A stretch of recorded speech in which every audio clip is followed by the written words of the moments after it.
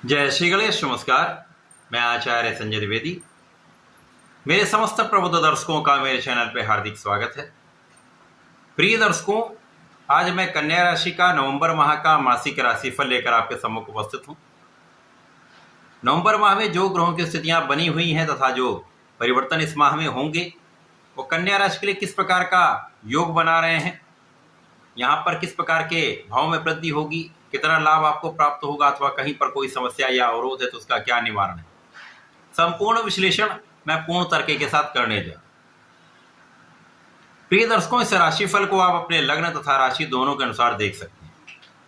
कन्या राशि बुध की राशि है, जहां पर वर्तमान समय में बुध का गोचर मंगल के साथ युति प्रभाव में होगा नवंबर माह।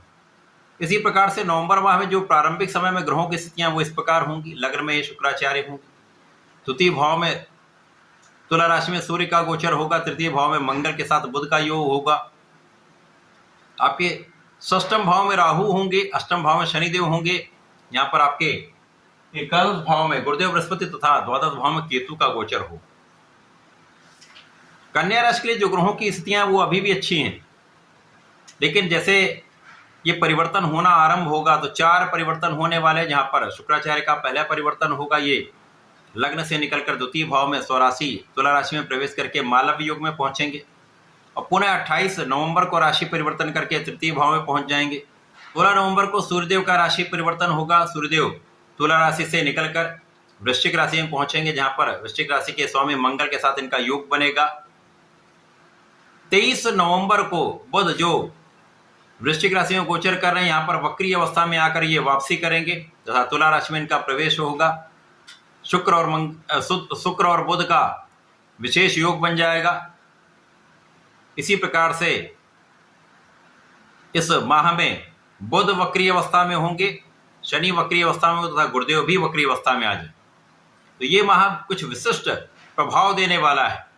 3 वक्री ग्रह तथा 3 पंच महापुरुष राजयोग का निर्माण इस माह में हो रहा है। इसी प्रकार से शनि और गुरु का विशेष प्रभाव यहां पर प्राप्त हो रहा है। कन्या राशि के लिए प्रारंभिक समय से ही शनि और शुक्र का महायोग आमने सामने 180 डिग्री पर है, जिसके कारण आप कर्मठ होंगे, आपके प्रभाव में वृद्धि होगी, आपकी क्षमता में वृद्धि होगी, क्योंकि यहाँ पर शुक्राचार्य नीच की राशि में होकर नीच भंग में होंगे, तो कुछ विशिष्ट प्रभाव आपको प्राप्त होंगे।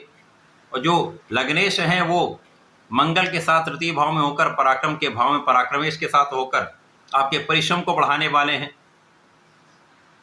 परिश्रम भी अच्छा, आपका भाग्य भी अच्छा, आप कर्मठ भी होंगे, आप सही दिशा में प्रयास भी करने वाले हैं, क्योंकि आपका ज्ञान भी बहुत अच्छा रहने वाला है। इस माह के प्रारंभ से आप ज्ञानवान, विवेकशील तथा विचारवान रहने वाले, जिसके कारण समस्याएं कम से कम होंगी। इस माह के प्रारंभ से जो विद्यार्थी हैं उनके लिए अच्छा समय है।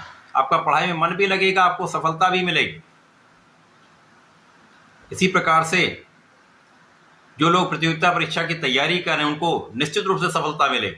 आपका प्रयास सफल होगा, परिणाम अच्छा आएगा। संतान पक्ष बलवान रहेगा, संतान सुख आपको प्राप्त होगा, संतान से अच्छे समाचार की प्राप्ति का योग बन रहा है। इस माह के प्रारंभ से ही जीवन साथी के साथ सामंजस्य अच्छा रहेगा, आपसी मतभेद कम होंगे, क्लेश दूर होंगे। यद्यपि यहां पर कुछ उदासीनता रह सकती है, परंतु समस्याएं नहीं होंगी, बैलेंस स्थिति बनने वाली। इस पूरे माह में शनि और गुरु का कुछ विशेष प्रभाव आपको प्राप्त होगा, जब आपके सुखों में वृद्धि का अवसर आपको मिले, सुख साधन बढ़ाने का अवसर मिलेगा, ऐश्वर्य वैभव में वृद्धि होगी, लोगों का सहयोग मिलेगा, व्यापारिक वृद्धि, प्रोफेशनल वृद्धि तथा आपके आय में वृद्धि का योग बन रहा है। अब जब शुक्राचार्य राशि परिवर्तन कर लेंगे, द्वितीय भाव में जाएंगे, धन के भाव में धनेश महाप्रबल अवस्था में मालव्य योग में पहुंचेंगे। अब गुरुदेव बृहस्पति पहले से ही लाभ भाव में हंस योग में है, जो पंच महापुरुष राजयोग है, जो आपको आपके ज्ञान से, आपके धैर्य से, आपकी शिक्षा से, आपके विवेक से आपको महालाभ प्राप्त कराता है। शुक्राचार्य का जो पंच महापुरुष राजयोग मालव्य योग है आपको जीवन के समस्त ऐश्वर्य, वैभव, धन, संपदा, सुख, शांति प्रदान करता है। जितने बड़े सुख हैं सब प्राप्त हो जाते हैं। इसी प्रकार से रोचक योग में मंगल चल रहे जो आपकी तृतीय भाव में, 84 में, स्वभाव में है, बहुत अच्छी स्थिति। 3 पंच महापुरुष राजयोगों का सकारात्मक प्रभाव को प्राप्त हो रहा। कहीं कहीं जब ये त्रिक भाव में होते तो उन्हें अच्छा प्रभाव नहीं मिलता, लेकिन कन्या राशि के लिए तीनों अच्छे भाव में तो महालाभ की स्थिति बन, महाधन 100% प्राप्त होगा, कहीं कोई संदेह नहीं।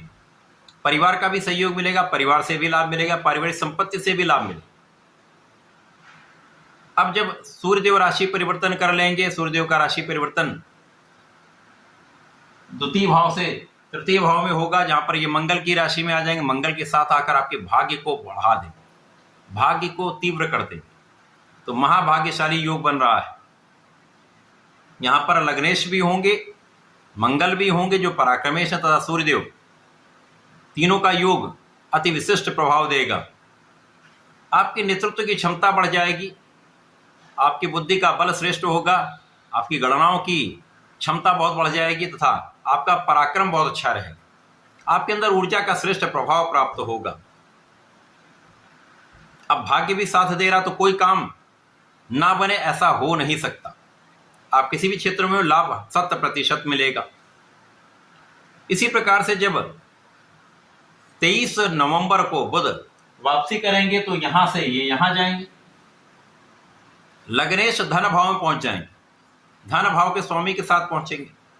अब 2 केंद्र के स्वामी बुध हैं, यहां पर ये कर्म और लग्न के स्वामी होकर गोचर करेंगे, और यहां पर धन के भाव के स्वामी के साथ इनका योग बनेगा महाप्रबल अवस्था।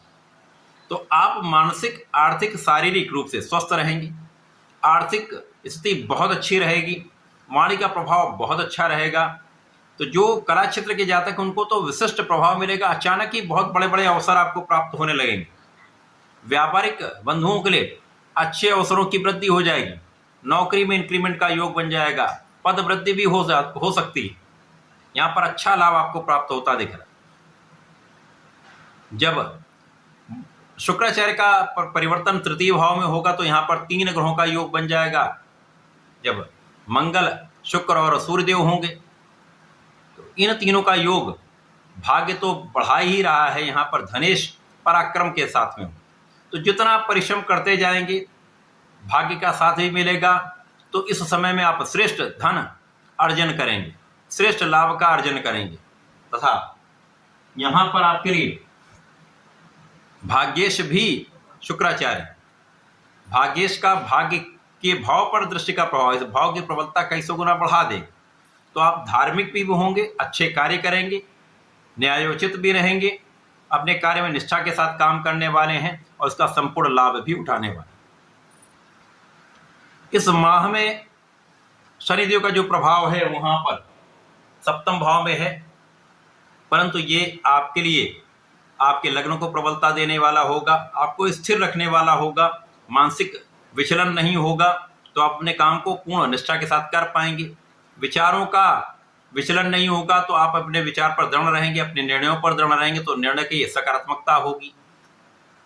इसी प्रकार से गुरुदेव का प्रभाव लाभ भाव में होकर लाभ को बढ़ा रहा है, आपके ज्ञान को भी विस्तृत कर रहा है, आपके परिश्रम को भी बढ़ा रहा है, तथा आपके लिए गुरुदेव का प्रभाव जीवन साथी के साथ सामंजस्य में तथा पार्टनरशिप में आपसी सामंजस्य में वृद्धि करके लाभ की वृद्धि करने वाला।